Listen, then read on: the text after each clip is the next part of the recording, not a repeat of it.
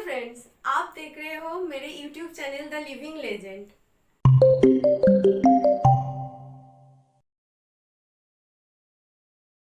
राम मनोहर लोहिया जी भारत के एक महान स्वतंत्रता सेनानी और प्रसिद्ध राजनेता थे, जिन्होंने अपना पूरा जीवन राष्ट्र की सेवा में समर्पित कर दिया। उन्होंने न सिर्फ आज़ादी की लड़ाई में एक सच्चे वीर सपूत की तरफ अपनी भागीदारी निभाई, बल्कि इस दौरान उन्होंने जेल की कठोर यातनाएं भी सही। इन सब के बावजूद भी वो कभी कमज़ोर नहीं पड़े और अपने तेजस्वी एवं प्रखर विचारों के बल पर लड़ते रहे। यही नहीं, राम मनोहर लोहिया उन तेज ओजस्वी राजनेताओं में से एक थे जिन्होंने गरीबी, असमानता, आर्थिक मंदा जैसी कई मुद्दे भी उठाए थे।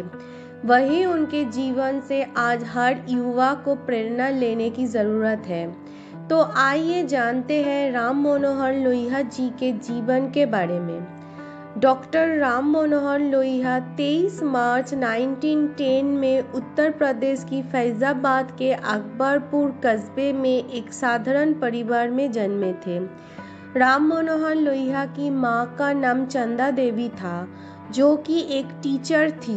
जब राम मनोहर लोहिया महज 2.5 साल के थे, तभी उनके सिर से उनकी मां का साया उठ गया था, जिसके बाद उनके पिता हीरालाल ने उनका माँ बाप दोनों की तरह पालन पोषण किया। उनके पिता भी पेशे से टीचर थे, जो कि गांधी जी की विचारधारा से काफ़ी प्रभावित थे और उनके सबसे बड़े अनुयायी थे। जब भी उनके पिता गांधी जी से मिलने जाते थे, तब वो अपने बेटे राम मनोहर को भी उनके साथ ले जाते थे। वही इस तरफ शुरू से ही राम मनोहर लोहिया को स्वतंत्रता आंदोलन में हिस्सा लेने की प्रेरणा मिली और गांधी जी के व्यक्तित्व और सोच का उन पर काफ़ी गहरा असर हुआ। डॉक्टर राम मनोहर लोहिया शुरू से ही बेहद तेज और कुशाग्र बुद्धि के बालक थे। उन्होंने अपने प्रारंभिक शिक्षा बम्बई के मारवाड़ स्कूल से ग्रहण की थी। इसके बाद उन्होंने अपनी 12वीं की पढ़ाई बनारस हिंदू विश्वविद्यालय से की और फिर 1929 में कलकत्ता विश्वविद्यालय से उन्होंने बीए की पढ़ाई की। साल 1932 में जर्मनी की बर्लिन यूनिवर्सिटी से उन्होंने अर्थशास्त्र में पीएचडी की उपाधि ग्रहण की थी। अपनी पढ़ाई पूरी करने के बाद राम मनोहर लोहिया ने समाजवादी पार्टी के गठन को लेकर समाजवादी आंदोलन की रूपरेखा प्रस्तुत की और फिर उन्होंने मुंबई में कांग्रेस सोशलिस्ट पार्टी की नींव रखी, जिसमें उन्हें राष्ट्रीय कार्यकारिणी के सदस्य के रूप में चुना गया। इस पार्टी की स्थापना के बाद वो राजनीति में सक्रिय हो गए और फिर वो महात्मा गांधी, पंडित जवाहरलाल नेहरू, सुभाष चंद्र बोस, जयप्रकाश नारायण समेत तमाम दिग्गज राजनेताओं और स्वतंत्रता सेनानियों के संपर्क में रहने लगे और जिससे उनकी सोच और व्यक्तित्व पर गहरा असर पड़ा और फिर उन्होंने खुद को पूरी तरह देश की आज़ादी की लड़ाई में झोंकने का फैसला लिया। राम मनोहर लोहिया जी के अंदर बचपन से ही देशभक्ति और राष्ट्र प्रेम की भावना कूट-कूट कर भरी थी।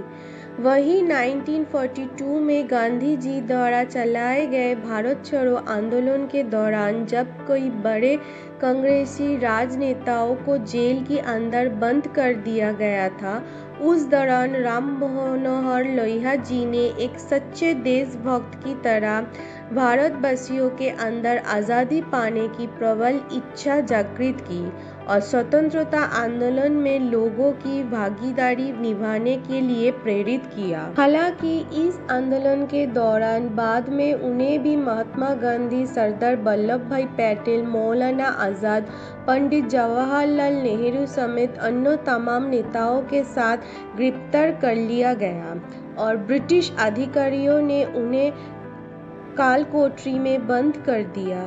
इस दौरान उन्हें अंग्रेजी पुलिस अधिकारियों की भी कई यातनाएं का शिकार होना पड़ा था।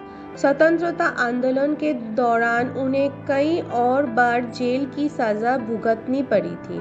यही नहीं, देश की आज़ादी के बाद भी उन्होंने राष्ट्र के पुनर्निर्माण में भी अपना महत्वपूर्ण भूमिका निभाई थी। आपको बता दें कि राम मनोहर लोहिया ही वो शख्सियत है जिन्होंने देश के पहले प्रधानमंत्री पंडित जवाहरलाल नेहरू जी पर एक दिन में खर्च होने वाली राशि 25,000 के खिलाफ भी अपनी आवाज़ उठाई, जिसे लेकर उन्हें आज भी याद किया जाता है।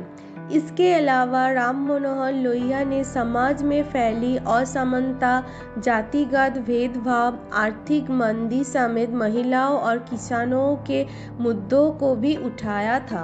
भारत की आज़ादी की लड़ाई में अपनी महत्वपूर्ण भूमिका निभाने वाले डॉक्टर राम मनोहर लोहिया के सम्मान में उत्तर प्रदेश की राजधानी लखनऊ में उनके नाम पर doctor Ram Manohar Lohia national law university स्थापित की गई है। लोहिया के सम्मान में नई दिल्ली की वेलिंगटन अस्पताल का नाम बदलकर भी उनके नाम पर डॉक्टर राम मनोहर लोहिया अस्पताल कर दिया गया। राम मनोहर लोहिया ने साल 1934 में कांग्रेस सोशलिस्ट पार्टी की स्थापना की थी। साल 1936 में राम मनोहर लोहिया की कांग्रेस कमेटी के सचिव बनाया गया था। राम मनोहर लोहिया जी ने यूरोप में यूरोपीय संघ का आयोजन किया था। इसके अलावा राम मनोहर लोहिया ने अरुणा असफ अली के साथ कांग्रेस पार्टी के लिए इनकलाब नामक एक मासिक अखबार की भी संपादित किया था। उन्हें साल 1939 में आंदोलनों में सक्रिय भागीदारी के लिए जेल की सलाखों के पीछे डाल दिया गया। इसके अलावा 7 जून 1940 को राम मनोहर लोहिया को गांधी जी के अखबार हरिजन में एक सत्याग्रह पर लेख लिखने के लिए 2 साल की सजा सुनाई गई। साल 1944 में भी डॉक्टर राम मनोहर लोहिया को स्वतंत्रता आंदोलन के दौरान लाहौर में गिरफ्तार कर लिया गया था। राम मनोहर लोहिया ने 12 अक्टूबर 1967 में नई दिल्ली के वेलिंगटन हॉस्पिटल में अपनी आखिरी सांस ली। ये अस्पताल वर्तमान में लोहिया हॉस्पिटल के नाम से जाना जाता है। लोहिया जी को इस अस्पताल में 30 सितंबर 1967 के दिन पौरुष ग्रंथि के ऑपरेशन के लिए एडमिट करवाया गया था। वही ट्रीटमेंट के दौरान उनकी मृत्यु हो गई। तो आज के लिए इतना ही। मैं फिर से आऊंगी आपके पास एक सुंदर कहानी के साथ। Thank you. प्लीज फ्रेंड्स, मेरे वीडियो को देखिए, लाइक कीजिए और सब्सक्राइब कीजिए और कमेंट पे बताइए आप कौन सी लेजेंड के बारे में सुनना चाहते हैं।